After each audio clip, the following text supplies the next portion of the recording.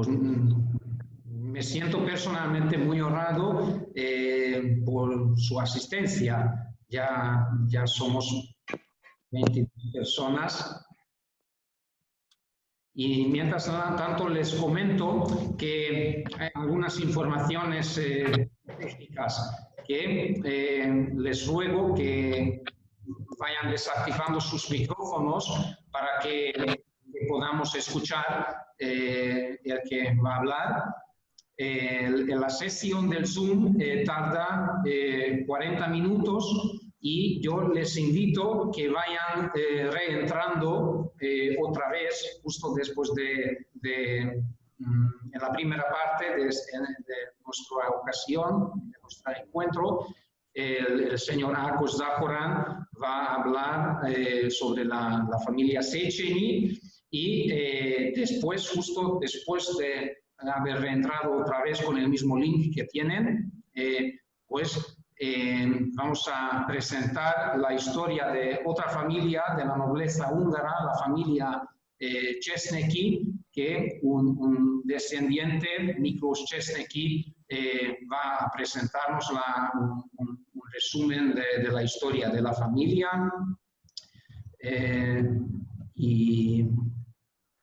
Y pues entonces nos toca hoy dos invitados y dos temas diferentes. Pues todavía están conectándose.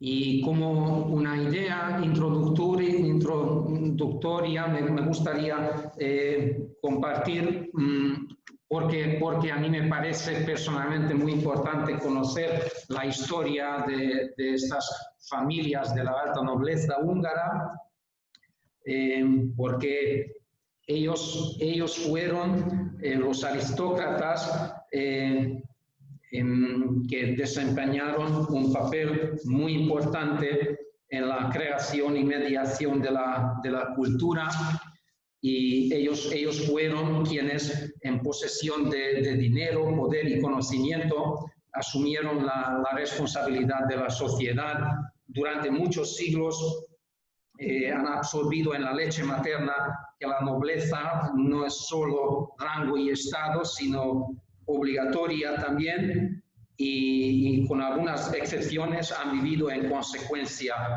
Establecieron orfanatos, teatros, museos, arboretos, bibliotecas, y cuidaron a las familias de sus servidores.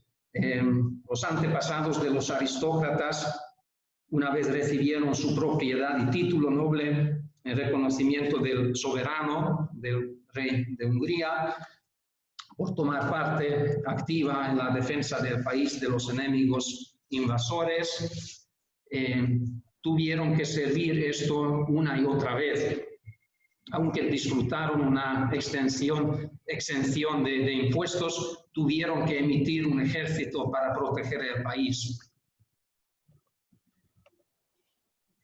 Además de organizar la agricultura en sus fincas, hablaban idiomas, visitaban Europa, seguían las ideas que conquistaron Europa occidental y la literatura popular ahí, y tenían un estilo para todo. Por lo tanto, desempeñaron un papel muy importante, y por eso pues me alegro mucho poder saludarles a todos ustedes, y otra vez al señor Ákos Záporán, para que él pueda presentarnos su presentación. Ahora, Ákos, tienes la posibilidad de mostrarnos el PPT. Y pues ahora yo agradeciendo por tu disponibilidad, te doy la palabra. Muchas gracias.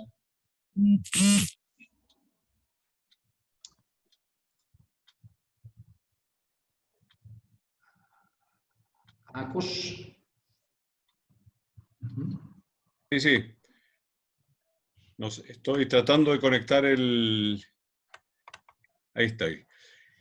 Bueno, buenas tardes a todo el mundo, o sea, a todo el mundo latinoamericano presente. A ver, ¿me escuchan? Sí. ¿Aló? ¿Me escuchan? Ok.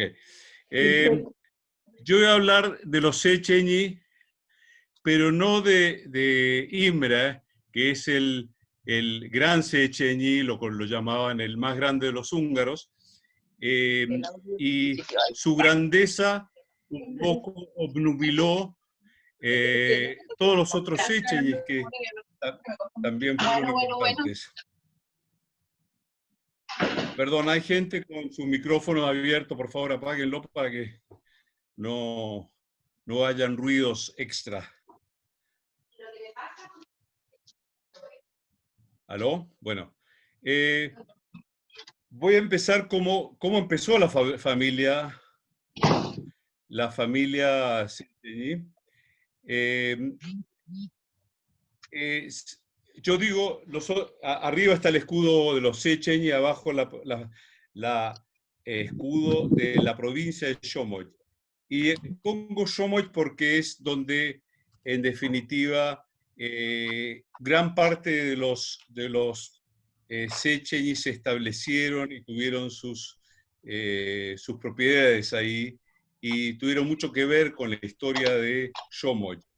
Somogy es una provincia que abarca del sur del lago Balaton, que es el lago interior europeo más grande, que tiene como 80 kilómetros de largo, y de ahí hasta la frontera con Croacia. Cambió un poco históricamente su geografía, pero básicamente es esa región. Incluso se ha llamado Somoyorza, que significa el país Somogy. Es algo así como los correntinos dicen la República Corrientes. Es una provincia que tiene unos 6.000 kilómetros cuadrados, 6.000 kilómetros cuadrados. Así. Bueno, la historia de los Széchenyi parte con un sacerdote. Acá hay un seguimiento de cómo no fue la descendencia de él, obviamente, sino la de su hermano la que mantuvo el linaje Széchenyi. Y esto parte con un tal George Széchenyi, que originalmente se llamó Sobo. Sobo en húngaro es sastre. Es un nombre normal, o sea, es un nombre bastante común en Hungría. Y este señor trató, había estudiado leyes, era bastante culto, es de una familia militar, pero de rangos menores, y trató de ser sacerdote, pero no era admitido como sacerdote porque no tenía el estatus social para hacerlo. Entonces,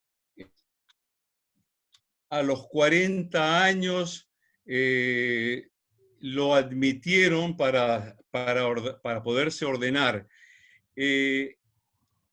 En esa época la gente se moría entre los 40 y 50 años, así que dijeron, bueno, a este viejito lo dejamos un par de años y, bueno, que ejerza. Pero este viejito, como ven acá, vivió 103 años. Las fechas, digamos, hay un poco de duda con los historiadores, pero como yo no soy historiador, me doy la libertad de poner estas fechas. O sea, vivió 103 años. Y cuando ya entró al mundo sacerdotal, fue ascendiendo rápidamente en la nomenclatura y obtuvo obispados, tras obispados, después cardenal primado, fue un... ahora, él tenía una característica, una vez que lo nombraban párroco, después obispo, nunca dejaba el puesto, mantenía el puesto de obispo de York, después lo nombraban obispo de Veszprém, mantenía los dos obispados y al final mantenía todos los puestos que tenía anteriormente. Por lo tanto, se transformó en una persona muy poderosa y como tal, también aumentó sustancialmente el patrimonio de la iglesia y también aumentó el patrimonio personal de él. Ahora, por otro lado, él tuvo un apostolado, un trabajo muy importante en generar educación en Hungría, fundó cientos de establecimientos educacionales, colaboró activamente en lo que su antecesor, Pázmány Péter, después, y su fortuna personal también hizo importantísimas donaciones. Traté de traducir un poco, por ejemplo, donaciones a gente que ha sido herido en la batalla con los turcos. Acordémonos que esa época estaba Hungría luchando y reconquistando terrenos que habían ocupado los turcos, y en esos terrenos, en esas batallas había mucha cantidad de heridos y él donó importantísimas sumas. Estaba preguntándole a Tibor, bueno, ¿cuánto podría ser eso? Y me decía que podría ser algo así como a plata de hoy, un tercio del presupuesto nacional. O sea, cientos de miles, o sea, miles de millones de dólares serían hoy día las donaciones que hacía para esta causa, las reconstrucciones de los fuertes de Buda y Esztergom. Bueno, siguiendo hacia abajo, ahí hay otras personas que yo no voy a hablar de todos los Széchenyi porque sería imposible abarcarlos todos en tan poco tiempo, pero hay otro sacerdote que vale la pena mencionarlo, que fue Pál Széchenyi, que está en proceso de beatificación. Después está, obviamente, la fortuna de él. Él aprovechó y compró una gran cantidad de superficie en la provincia de Somogy, entre otras cosas, porque esos terrenos, ¿a dónde está Somogy? Ahí.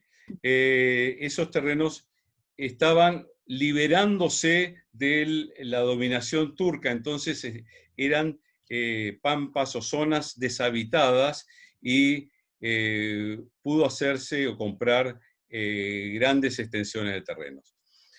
Y eso obviamente generó la fortuna y el sobrino de él ya lo nombraron, o sea, les dieron el título de conde y de ahí para adelante fueron la familia, transmitió ese título. Después hay otros personajes que van a ver, pero voy a ir al cuarto de la generación del hermano, que es Széchenyi Ferenc.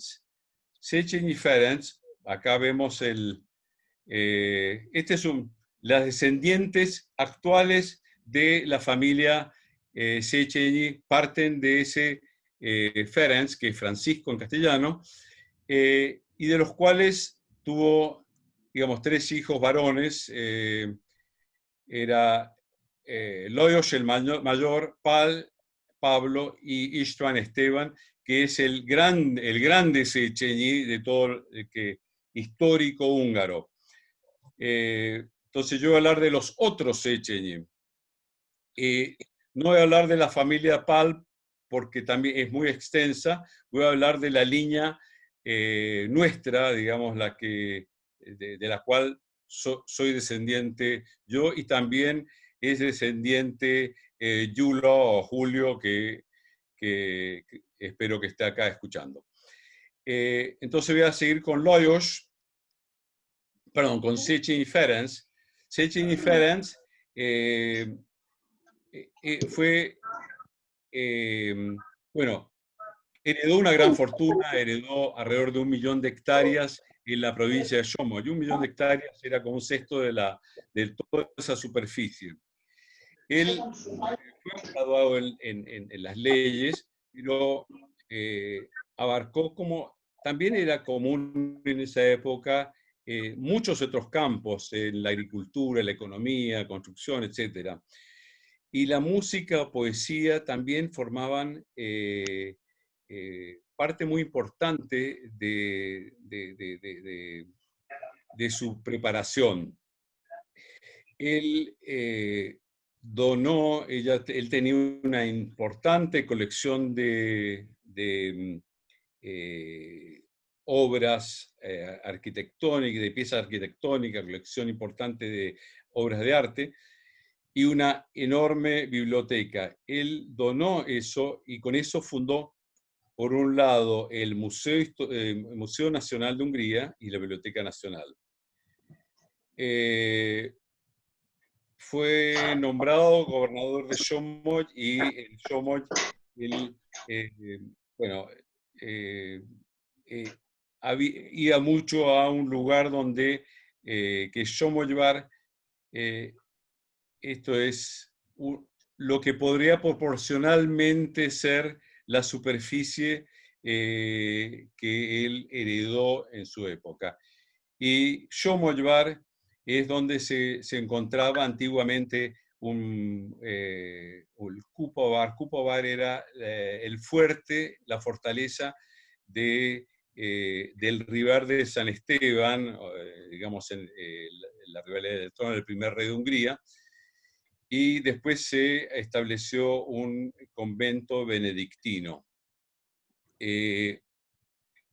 Esto sería la maqueta de lo que habría sido este convento y esta fortaleza. Él iba ahí porque es en una altura, él le gustaba ir a ese lugar y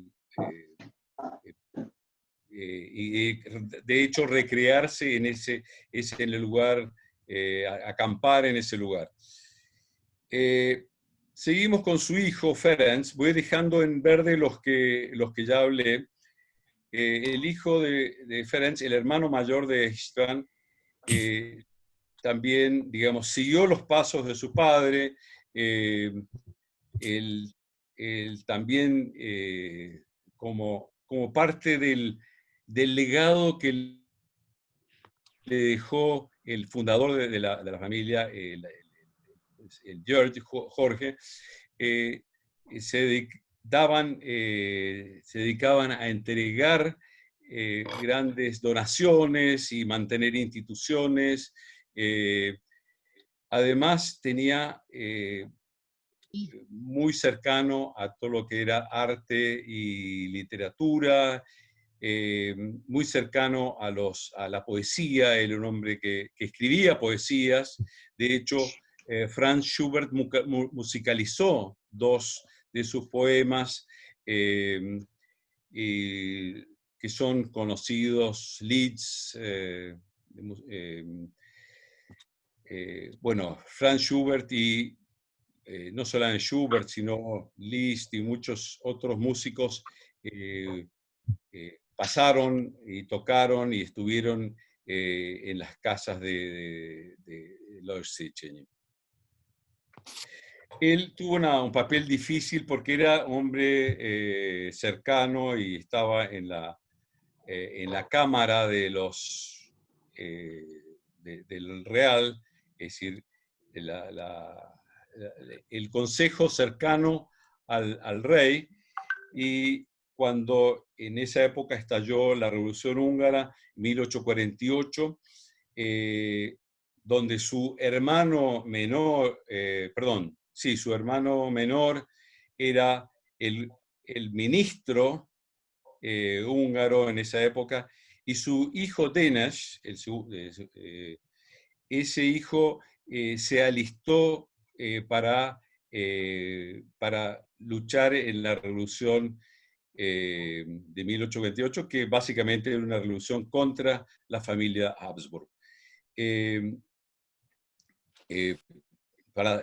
Entonces, él renunció a su puesto en la Cámara, pero se mantuvo leal al rey, pero también se mantuvo su patriotismo hacia Hungría. Lajos tuvo 3 hijos varones, uno, no lo menciono acá, que es del primer matrimonio, que era János, y uno de los descendientes de János se casó con una Vanderbilt, y bueno, y son descendientes ahí terminaron viviendo en Newport, en Estados Unidos. Imre, este es el hijo mayor, se llama Imre. ¿Cómo veo el tiempo, Tibor? Bueno, nos quedan menos de 20 minutos, lamentablemente. Lamentablemente, bueno, lamentable. Sí. Imre era un diplomático, y aparte de ser diplomático, fue un compositor. Como no fue un compositor profesional, porque no vivía de eso, sus obras quedaron sepultadas en los distintos lugares donde estuvo como embajador, pero acá están escuchando un poco la música de él, y un pariente, Kalman Széchenyi, se dedicó a rescatar partituras que están distribuidas por todos los lugares donde había estado, y publicaron varias obras de Imre Széchenyi. Otro tema interesante de que él, que era el hermano de mi tatarabuelo, se educaron en Viena en la corte junto a José Francisco y Maximiliano, que José Francisco fue emperador y después Maximiliano fue emperador de México, y de niños jugaban juntos y tuvieron una cercanía muy grande hacia esos futuros monarcas. Sigo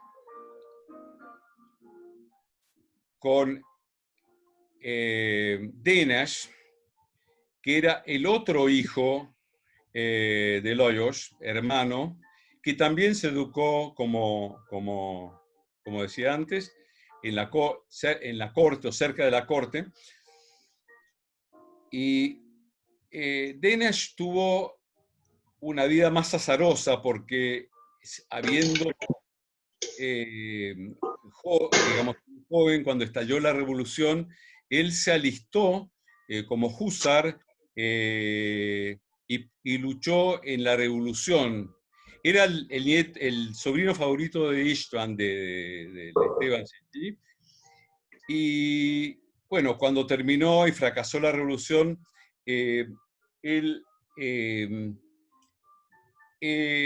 Lajos, el padre, para evitar que fuera condenado, porque podía incluso ser fusilado, a pesar de haber sido cercano a la realeza, él se volvió en contra, así que podía haber sido juzgado como traidor o encerrado.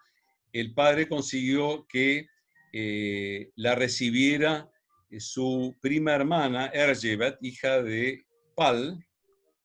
Si voy arriba, Pal era el hermano de su tío, y ella tuvo una hija que se casó con Pedro Caro, que eran básicamente los dueños de Mallorca. Y Dénès pasó 5 años ahí, hasta que se calmaron las aguas en Hungría y pudo volver. Dénès dedicó el resto de su vida a todo lo que era la equitación, los caballos, el adiestramiento. Creó escuelas de adiestramiento, escribió libros de cómo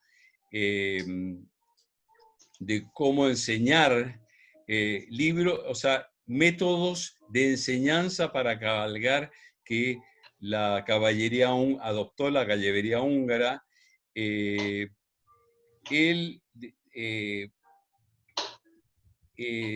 también diseñó carruajes,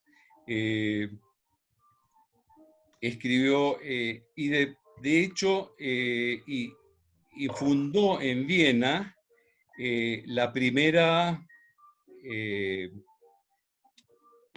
escuela no era una escuela, era un club para hacer dressage, para adiestrar caballos. Y de ahí viene la disciplina, que hoy día es la disciplina olímpica, la única disciplina olímpica que lleva animales, la disciplina del dressage.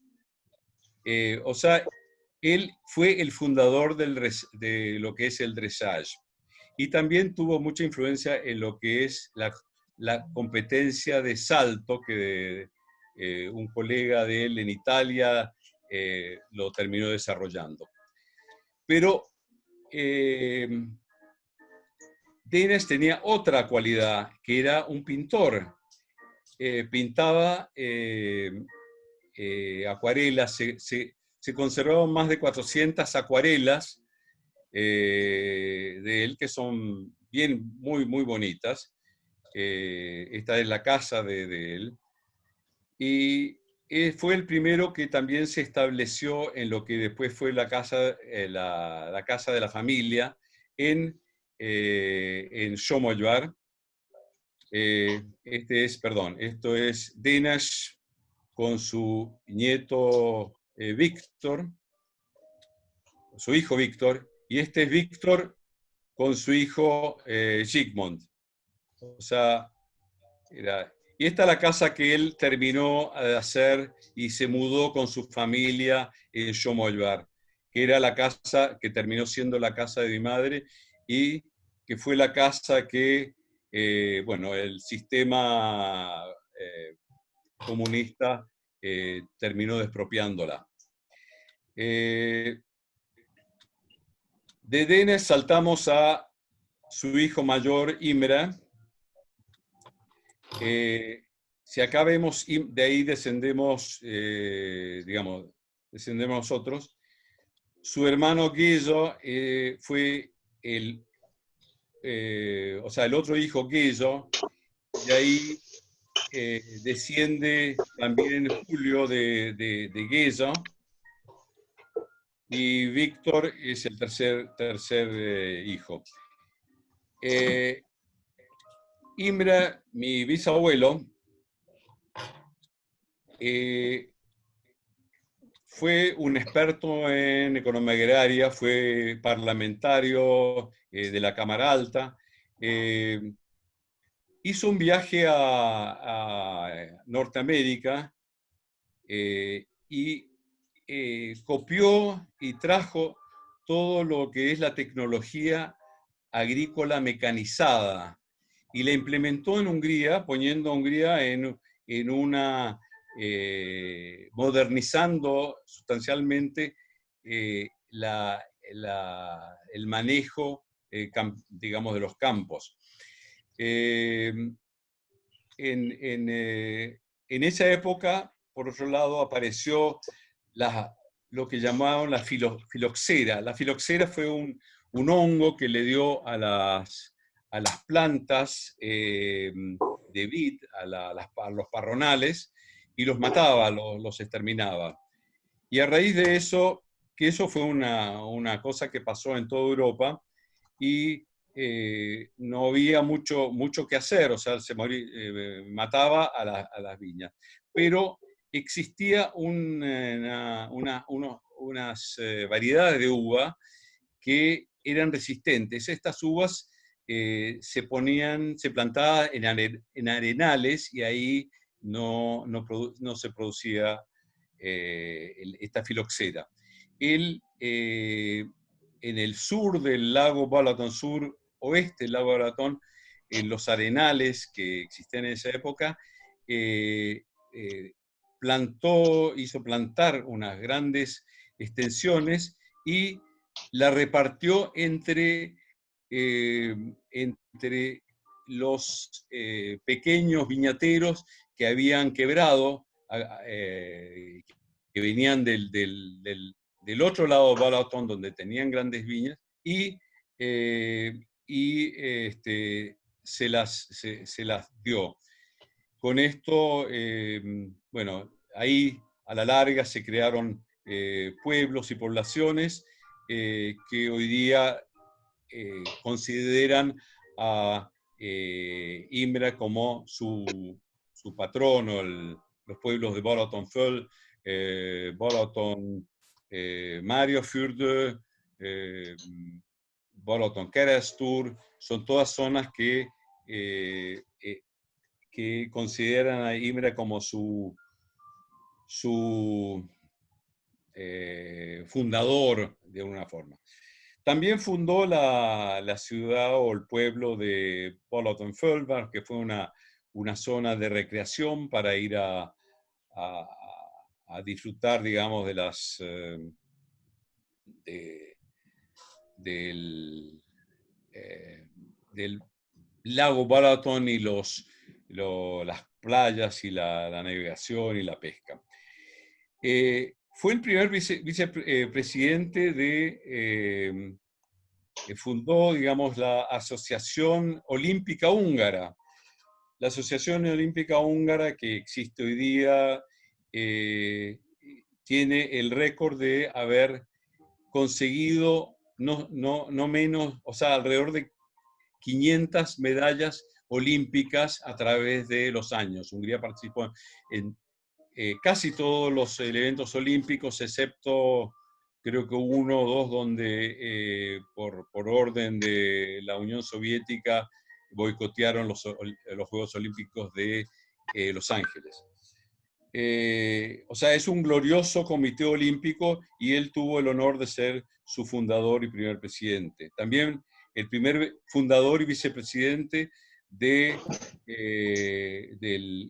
la Asociación Olímpica Húngara, que bueno, era la que preparaba muchos de estos atletas que iban a las Olimpiadas. Fue además un estudioso, y descubrió un problema de disminución de la población húngara en los campos, y hizo estudios estadísticos y escribió tratados sobre eso, cómo bajar, cómo mejorar la población, porque veía que la población disminuía. Es un problema que todavía hoy día existe, pero hoy estamos hablando del siglo XIX y él ya estaba preocupado de ese tema. También creó sistemas de créditos para pequeños agricultores, fundó escuelas, etcétera, etcétera. O sea, toda la línea de los Széchenyi de entregar, dar, donar, construir, ejecutar al bien público, al bien nacional. Bueno, de ahí Este es mi bisabuela, Andra Simario. Acá estoy, yo me preocupé para generar algunos monumentos en su honor, porque me pareció que merecía hacer esto frente en la Galería del Ministerio de Agricultura, donde se inaugura la estatua de él, en Bolaton Fölmar, que en honor a que fue el fundador del pueblo, de la ciudad, esto en Bolaton Mariofjord, o sea, seguimos con Imra. Bueno, acá es muy rápido. Imra fue su hijo. Lamentablemente, ese es mi abuelo. Él pudo hacer poco porque murió muy joven. Se alistó, como creo que tenía 17 años, cuando se alistó en la Primera Guerra Mundial. Volvió, se casó y